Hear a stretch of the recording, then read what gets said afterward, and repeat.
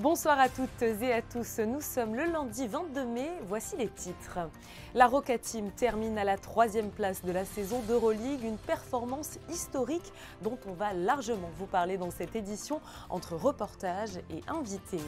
De la natation à retrouver également avec les performances des nageurs lors du meeting international de natation de Monte-Carlo. On continuera à vous parler de sport avec notre invité Hugo Nice. Le tennisman a remporté le Masters 1000 de Rome en double messieurs, une grande première à Monaco. Du squash à l'occasion des Jeux des petits États d'Europe et la Monte-Carlo Fashion Week seront aussi au sommaire de votre journal. Mais nous débutons cette édition avec le 4e sommet des chefs d'État et de gouvernement du Conseil de l'Europe qui s'est tenu les 16 et 17 mai en Islande. Isabelle Béraud-Amadei a participé à ce sommet. Bonsoir. Bonsoir Julia. Alors, quel était l'objet de ce 4e sommet des chefs d'État et de gouvernement du Conseil de l'Europe auquel vous avez participé? Je dois dire tout d'abord que c'était un sommet assez exceptionnel, puisque le dernier événement de ce type s'est déroulé en 2005 à Varsovie. Donc 18 ans plus tard, un nouveau sommet des chefs d'État et de gouvernement sous présidence islandaise à Reykjavik. Et puis c'était d'autant plus exceptionnel qu'on a vu se réunir 46 chefs d'État, enfin la grande majorité des 46 chefs d'État et de gouvernement des États membres du Conseil de l'Europe, avec également des hauts représentants de l'Union européenne et d'organisations internationales. Donc une forte représentation au niveau de ce sommet. Je crois que vous avez profité de ce sommet pour aborder tous ensemble la guerre en Ukraine qui continue. L'Europe a, je crois, réaffirmé son soutien aux Ukrainiens et cela aboutit à la création d'un registre des dommages de l'agression russe. Je dirais tout d'abord que l'objectif premier de ce sommet, c'était, dans cette période un petit peu troublée, de repenser les missions du Conseil de l'Europe et surtout de réaffirmer l'engagement des États membres en faveur des valeurs fondamentales promues par le Conseil de l'Europe, c'est-à-dire la démocratie, l'état de droit et les valeurs fondamentales. Donc bien évidemment, dans un contexte particulier qui est la guerre en Ukraine, je dois dire que la situation de l'Ukraine a un petit peu monopolisé les débats pendant le sommet de Reykjavik. Effectivement, tous les États membres ont réaffirmé le soutien en faveur de l'Ukraine et ont salué, comme vous l'avez dit Julia, la création d'un registre qui permettra d'enregistrer et de documenter les preuves et les réclamations qui émaneront de particuliers ou bien de l'État ukrainien ou des personnes morales consécutivement à l'agression russe en Ukraine.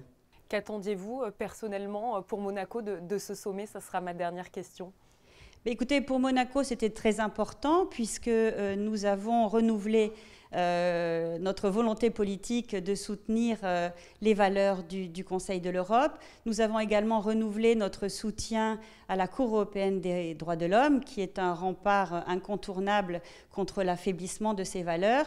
Et nous avons souhaité aussi que les États membres portent leurs efforts sur l'exécution rapide et efficace des arrêts de la Cour. Tout cela dans un contexte particulier pour Monaco, puisque en 2024, nous célébrerons les 20 ans de l'adhésion de Monaco au Conseil de l'Europe. Donc c'était tout à fait normal que nous soyons présents et que nous réaffirmions notre soutien et notre engagement en faveur des actions du Conseil de l'Europe. Merci beaucoup à vous Isabelle Béraud-Amadei d'avoir été présente sur Monaco Info. Merci Julia, bonne soirée. Et nous ouvrons une belle page de sport à présent dans ce journal. Après la déception de la demi-finale face à l'Olympiakos, la Roca Team a su se remobiliser pour aller chercher la 3e place de cette saison d'Euroleague. Un résultat acquis face aux Barcelonais que les Monégasques n'avaient jusque-là jamais battu. Résumé de ce joli point final européen par Yannick Debevert et Jérémy Henry.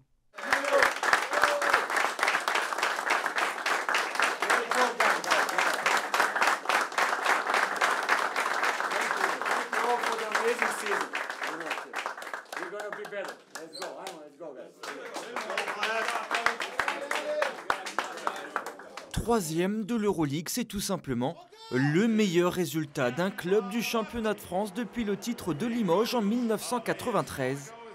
Monaco a marqué l'histoire ce week-end à Kaunas. Après une défaite amère en demi-finale, la Roca Team a su relever la tête pour finir sa saison sur une bonne note et des sourires communicatifs. Dans cette petite finale, les Monégasques se sont baladés face à des Barcelonais qui n'ont jamais semblé impliqués à 100%. L'écart se fait rapidement dans le premier quart-temps. Sacha Obradovic fait largement tourner son effectif pour permettre à chacun de goûter à ce Final Four. Mathieu Strazel, comme souvent, saisit sa chance et finit meilleur marqueur monégasque avec 14 points. À la mi-temps, Barcelone accuse un retard de 16 unités qui ne sera jamais comblé. La deuxième période est du même acabit que la première. Sur un faux rythme, Monaco reste sérieux, se fait plaisir et repart logiquement de Kaunas avec une troisième place de l'Euroleague et le désir certain de vouloir faire encore mieux l'année prochaine. When you think about a whole season, you think how long it was, how many ups and downs it was, how many difficult situations we were in, and this and that, looking at everything, then you're like, okay, it's very successful season. But then when you're thinking about only this moment, you're like, okay, we missed one step. Like, what if that one step would be with us? There would be a different story. There would be final today. It's always like that. So from one side you're satisfied, but from the other side you're thinking like, okay, you missed one step. Au terme d'une finale d'anthologie, le Real Madrid remporte son 11e titre dans la plus grande des compétitions européennes aux dépens de l'Olympiakos. Tout s'est joué à 3 secondes de la fin sur un shoot victorieux du légendaire Sergio Llull. C'est l'homme des shoots au buzzer, Sergio Llull. Sergio Llull. C'est pas possible, c'est incroyable. Euroleague terminée, la Roca Team se tourne à présent sur les playoffs de Betclic Elite. Les Monégasques reçoivent la SIG Strasbourg pour le premier match ce mercredi à 20h. Ce premier match de play-off sera à suivre en direct sur Monaco Info et commenté par Frédéric Elion et Ali Traoré, nos experts basket, vous le savez, sur Monaco Info. Mais pour l'heure, je vous propose de retrouver un autre spécialiste du basket européen pour nous parler justement des performances de la Roca Team. Jacques Monclar est consultant sur beIN Sport. Bonsoir. Bonsoir. Alors on vient de le voir, le résumé de la petite finale du Final Four contre Barcelone. Alors malgré leur lourde défaite en demi, les Rocaboys ont encore une fois impressionné en s'imposant face à Barcelone et en montrant finalement encore une fois tout leur caractère. Qu'est-ce que vous avez pensé de cette rencontre ? C'est toujours bien, alors il est toujours difficile à aborder parce que ce sont deux équipes qui ont perdu, qui ont un peu mal à la tête. Mais c'est très très bien que pour une première apparition en Final Four, Monaco marque son passage par une victoire. Par une première mi-temps de très haut niveau en demi-finale, une explosion après.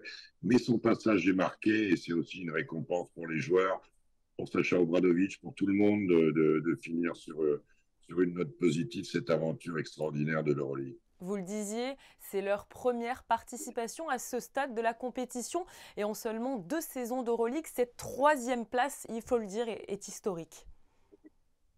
Elle est historique, elle a toujours le goût d'une 3e place, c'est-à-dire qu'on aurait voulu faire la grande finale, mais elle est belle parce que devant son 2 cadors extraordinaires, l'Olympiakos qui a dominé la saison régulière, le Real qui est une machine à gagner et qui gagne surtout quand on ne l'attend pas, et le Barça qui est resté à quai, qui finit 4e et qui pour moi avait peut-être le plus bel effectif de toute l'Euroleague. Donc voilà, la performance est belle.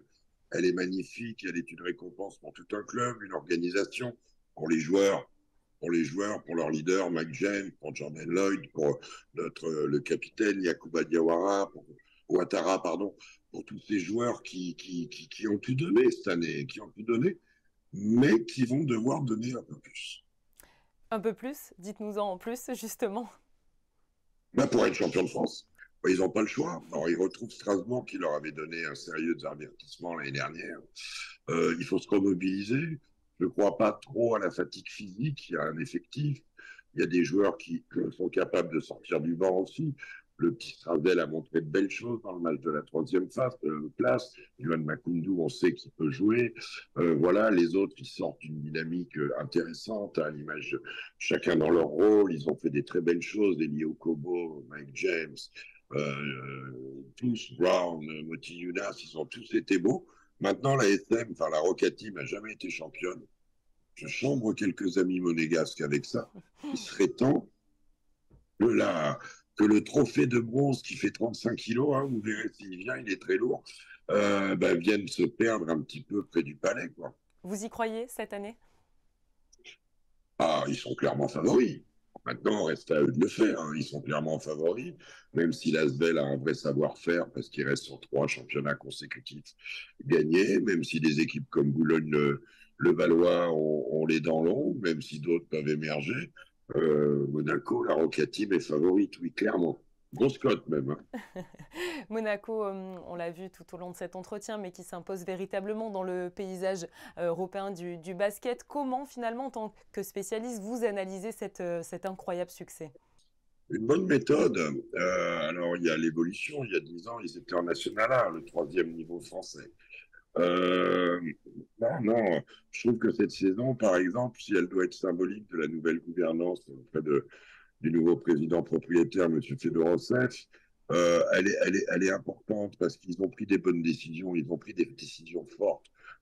Suspendre Mac James, que Sacha Obradovic arrive à créer un groupe aussi sans lui, à gagner ce match à Vitoria, à faire des pertes. Mike James est revenu et est rentré dans le moule et ça a élevé l'équipe. La Roca Team est un exemple d'une équipe qui est arrivée vite en haut et qui, je crois, n'a pas envie d'être une météorite, donc s'installer. Merci beaucoup à vous, Jacques Monclar, pour votre analyse de l'épopée de la Roca Team. Je vous en prie, plaisir. Ce week-end, vous avez peut-être suivi en direct sur notre chaîne la 40e édition du meeting international de natation de Monte-Carlo. Mais si ce n'est pas le cas, session de rattrapage avec Frédéric Elion qui revient sur les temps forts de cette compétition. Reportage. 20 jours avant les championnats de France à Rennes et à 2 mois des championnats du monde à Fukuoka au Japon, le 40e meeting international de natation de Monte-Carlo a réuni plus de 300 nageurs avec une 50aine de médaillés olympiques, mondiaux ou européens. Parmi les têtes d'affiche, une habituée, Sarah Sjöström, a brillé en remportant le 50 mètres nage libre face à l'Australienne Campbell. En demi-finale, elle s'offre un nouveau record du Mare Nostrum grâce à ses 23 secondes 82. La Suédoise s'impose également sur le 50 mètres papillon face à la Française Mélanie Hennig, en améliorant son propre record du meeting d'un centième avec un chrono de 24,89. Le tournoi de vitesse spécificité de l'étape monégasque du Mare Nostrum a offert d'autres performances de très haut niveau. Record du Mare Nostrum pour la Sud-Africaine, Lara van Niekerk sur le 50 mètres brasse en 29,75 et record du Mare Nostrum égalé pour la Canadienne Ingrid Wilm qui triomphe sur le 50 mètres d'eau.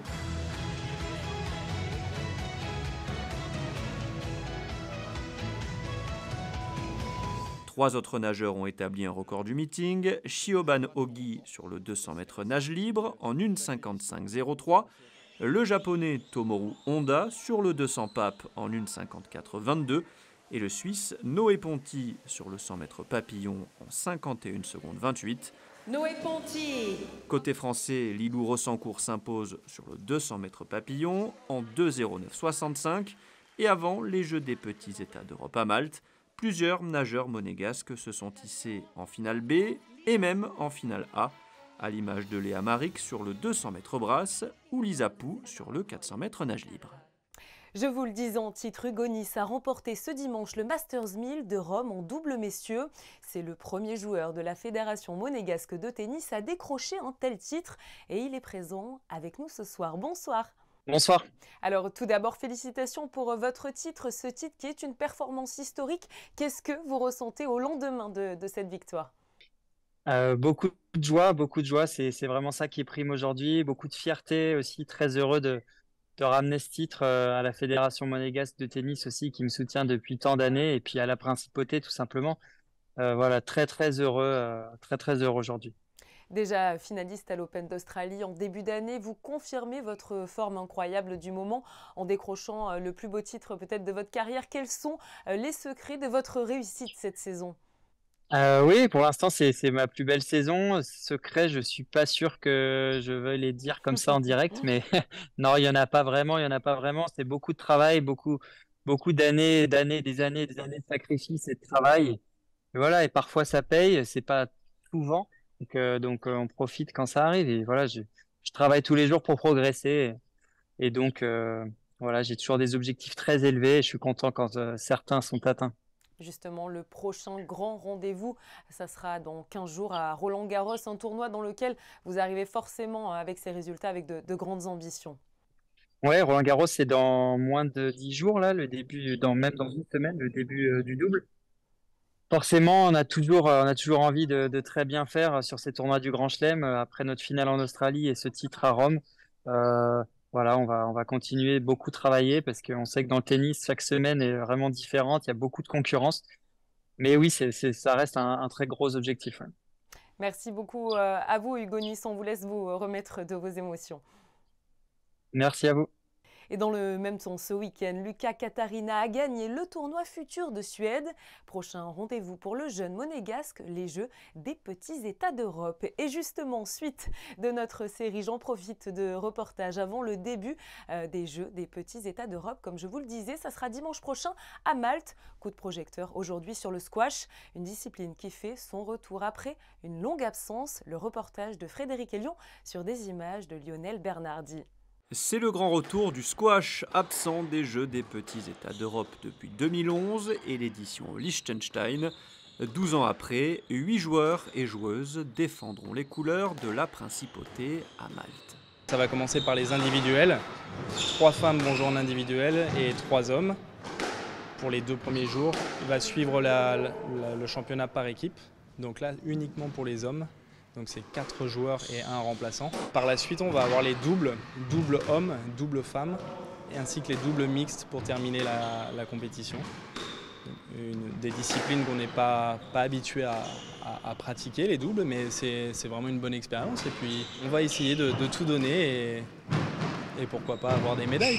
Parmi les joueurs présents à ces Jeux, Sam Hénin, 15 ans, un des plus jeunes athlètes de la délégation monégasque, qui vient tout juste de participer au championnat de France U17 à Bordeaux. C'est une immense fierté de pouvoir représenter Monaco à ces Jeux. J'ai tout juste 15 ans, c'est un très grand honneur de pouvoir faire ces Jeux-là. D'autant plus, je crois que tu vas les faire en famille, c'est ça? Raconte-moi un petit peu. Ouais, c'est ça, je vais participer en double avec mon père. Et ouais, c'est bien pour être en famille, passer des bons moments ensemble. Sam participera à l'épreuve de double avec son père Jérôme, Anne et Arnaud Baldoni, Natalia Bérin, Camilla Zerbo, Sébastien Dassonville et Loïc Ruchon seront aussi du voyage pour le grand retour du squash au JPE. La principauté qui brille décidément en sport à l'international avec l'association sportive monégasque de Joëlette qui termine à la 2e place des championnats du monde. 37 équipes étaient en lice pour remporter cette 15e édition à Saujon en Charente-Maritime. Félicitations à nos monégasques. Ce week-end, dans la continuité de la Monte Carlo Fashion Week, avait lieu la 10e édition des Fashion Awards au Grimaldi Forum. Une cérémonie qui récompense le travail des créateurs exposés durant la semaine avec des prix comme le Business Ethic Award ou encore l'Award du changement positif. Anaïs Riu et Julien Laugier étaient sur place. Ils étaient 200 à se réunir au Grimaldi Forum pour la 10e édition des Fashion Awards. La cérémonie, organisée durant la Monte Carlo Fashion Week, a récompensé 7 créateurs locaux et internationaux qui ont exposé leur travail durant la semaine.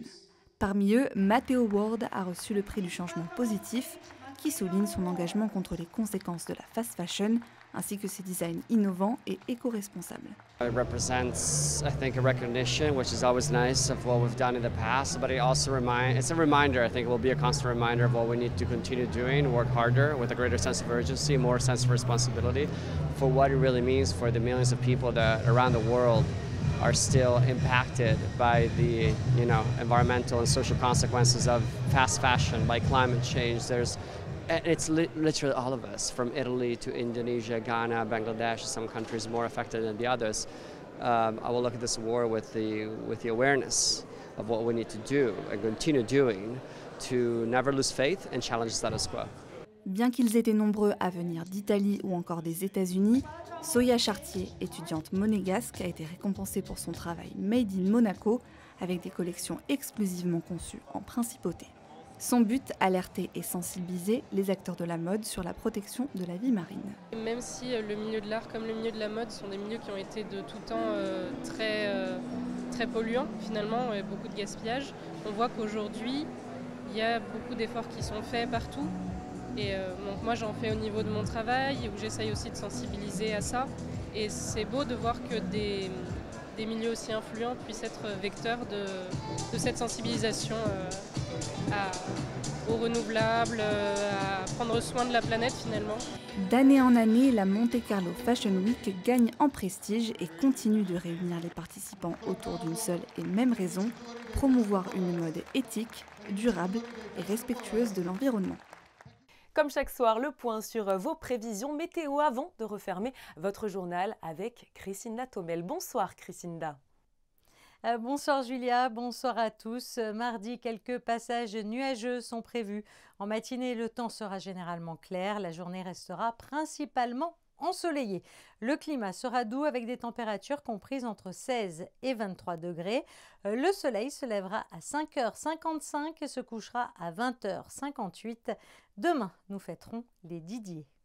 Le prince régnait 3 comme vous ne l'avez jamais vu. C'est ce que proposent les archives du Palais et l'Institut audiovisuel dans le cadre du parcours des grands appartements.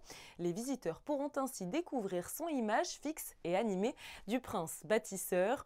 Notre photographe Frédéric Mébinger était présent au montage de cette exposition qui se tiendra du 31 mai au 20 août et qui s'intitule « Le prince chez lui ». C'est la fin de ce journal. Merci beaucoup pour votre fidélité. Je vous donne rendez-vous demain pour un nouveau numéro de votre journal. Très belle soirée sur notre antenne.